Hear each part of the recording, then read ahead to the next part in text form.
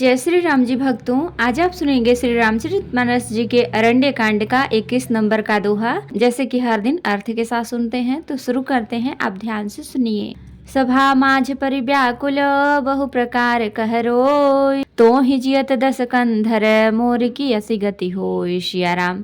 रावण की सभा के बीच वह व्याकुल होकर पड़ी हुई बहुत प्रकार से रो रो कर कह रही है कि अरे दशग्रीव, तेरे जीते जी मेरी क्या ऐसी दशा होनी चाहिए।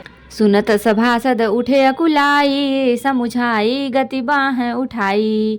कह लंकेश कहसि निज बाता, के तब नासा कान निपाता। शूर्पणखा के वचन सुनते ही सभासद व्याकुल हो उठे। उन्होंने शूर्पणखा की बाह पकड़कर उसे उठाया और समझाया।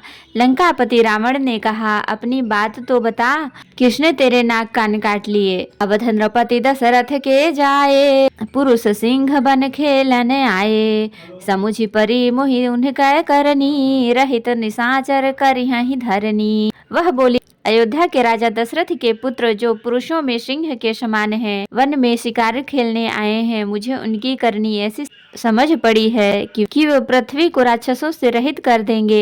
जिन्ह कर भुज बल पाई दसानन, अभय भय विचरत मुनि कानन।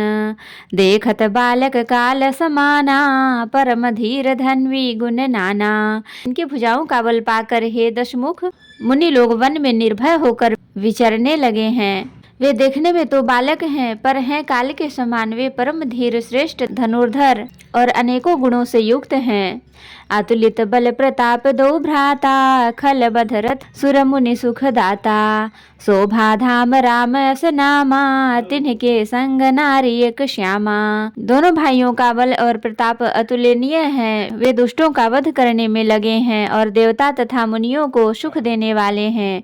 वे शोभा के धाम हैं, राम ऐसा उनका नाम है। उनके साथ एक तरुणी सुंदरी स्त्री है। रूप राशि विधि नारी संवारी, रति सत कोटि तासु बलिहारी। तासु अनुज काटे ऋतु नाशा, सुनि तब भगिनी करहि परिहासा। विधाता ने उस स्त्री को ऐसी रूप की राशि बनाया है कि 100 करोड़ रति कामदेव की स्त्री उस पर निछावर है। उन्हीं के छोटे भाई ने मेरे नाक कान काट डाले। मैं तेरी बहन हूँ। यह सुनकर वे मेरी हंसी करने लगे। खर दूषण सुनि लगे पुकारा, छन महु सकल कटक उन्ह मारा। खर दूषण तिसिरा कर घाता, सुनि दस शीस जरे सब गाता। मेरी पुकार सुनकर खरदूषण सहायता करने आए, पर उन्होंने क्षण भर में सारी सेना को मार डाला। खरदूषण और त्रिशिरा का वध सुनकर रावण के सारे अंग जल उठे। शूपन खई समुझाई करी, बल बोले सि बहु भांति। गयो भवन अति सोच बस, नींद परई नहीं रात। सिया राम। उसने शूर्पणखा को समझाकर बहुत प्रकार से अपने बल का बखान किया, किंतु मन में वह अत्यंत चिंतावश होकर अपने महल में गया। उसे रात भर नींद नहीं पड़ी। सुर नर असुर नाग खग माही, मोरे अनुचर कह को नाही। खरदूषण मोहि सम बलवंता, तिन्हि कुमार बिनु भगवंता। वह मन ही मन विचार करने लगा, देवता मनुष्य असुर नाग और पक्षियों में कोई ऐसा नहीं जो मेरे सेवक को भी पा सके। खरदूषण तो मेरे ही समान बलवान थे, उन्हें भगवान के सिवा और कौन मार सकता है। सुर रंजन भंजन मही भारा, जो भगवंत लीन है अवतारा। तो मैं जाई बैरु हठी करऊं, प्रभु सर प्राण तजे भव तरऊं। देवताओं को आनंद देने वाले और पृथ्वी का भार हरण करने वाले भगवान ने ही यदि अवतार लिया है, तो मैं जाकर उनसे हठ पूर्वक वैर करूंगा और प्रभु के बाण के आघात से प्राण छोड़कर भवसागर से तर जाऊंगा।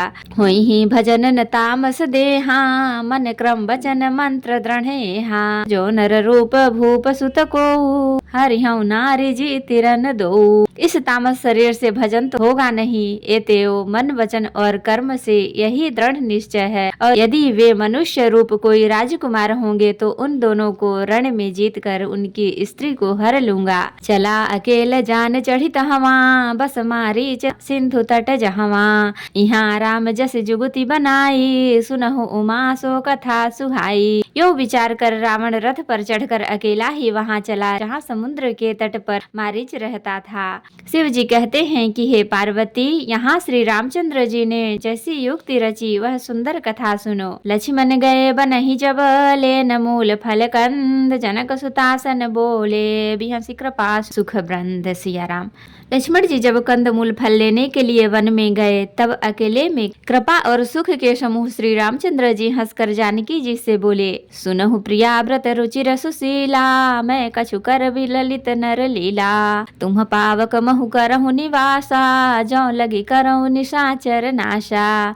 हे प्रिय, हे सुंदर पतिव्रत धर्म का पालन करने वाली सुशीले, सुनो, मैं अब कुछ मनोहर मनुष्य लीला करूंगा, इसलिए जब तक मैं राक्षसों का नाश करूं तब तक तुम अग्नि में निवास करो। जब ही राम सब कहा बखानी, प्रभु पद धरि अनल समानी, निज प्रतिबिंब राखित सीता, तैसे शील रूप सुबनीता। श्री राम जी ने ज्यों ही सब समझा कर कहा त्यों ही श्री सीता जी प्रभु के चरणों को हृदय में धरकर अग्नि में समा गई।